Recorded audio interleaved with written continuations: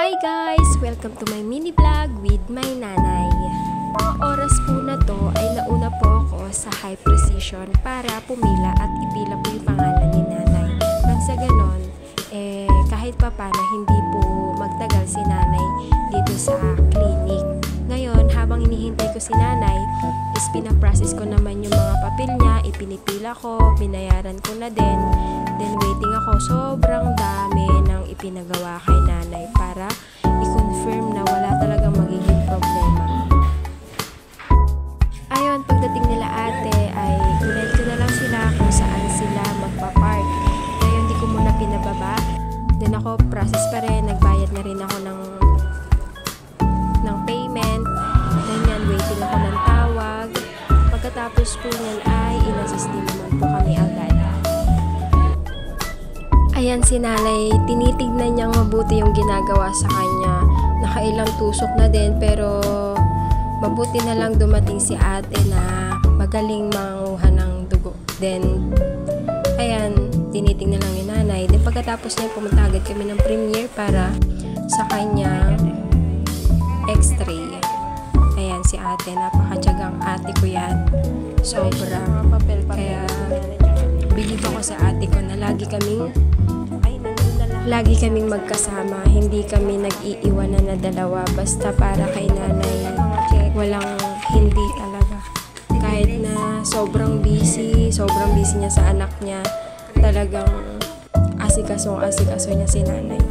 Then pagkatapos nung ginawa sa kanya, pumasok na kami sa loob.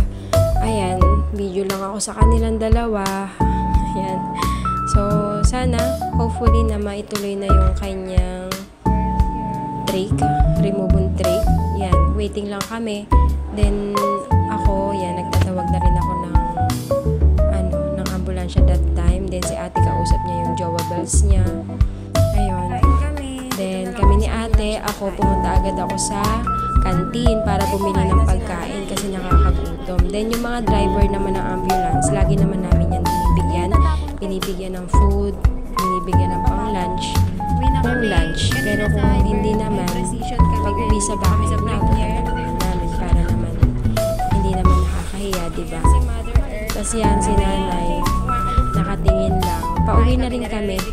Then waiting kami dyan ng sabi sa amin, mag-wait na lang kami ng result. Then ayan, yan lang yung eye center. Dyan po ako nagtatrabaho. Sa mga gusto po magpa-check up ng mata, welcome po kayo sa eye center. Then kung may gagawin na procedure, meron din naman pong ina-availan natin ng PhilHealth. Meron po dyan. Kaya sa mga kabarangay ko, if gusto nyo magpa-check up ng mata, punta lang po kayo dyan. I know magkakapasa yung mga kinuhang dugo sa'yo.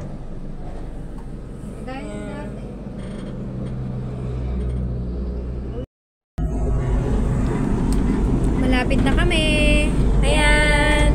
Ayan na yung Bungabon. Pero malayo pa kami sa malayo kasi yung barangay Kalaanan eh. Mga ilang barangay ba? Halos, basta malayo. Pero bungad lang ng Kalaanan sa amin. Apat na barangay. Apat na barangay? Simula bayan. Si nanay matutulog yan. Pagdating. Yan, malapit na kami. Ito po yung bayan ng Bungabon. School ng Bungabon. Malapit na kami sa bayan. Dito na yung Jollibee. Ito na yung Jollibee. Jollibee laging puno. Ngayon. Medyo maluwang naman na. Ayan. E di kung hindi na-stroke si nanay, di lagi kami nandiyan nag-aaya lagi. Kasama niya siya. Lagi nag-aaya yun. Alam niya na siguro, sabi niya, sabi ko nga, pag nagkaroon ako ng live ka, kung saan ako aayain nito wrong timing naman.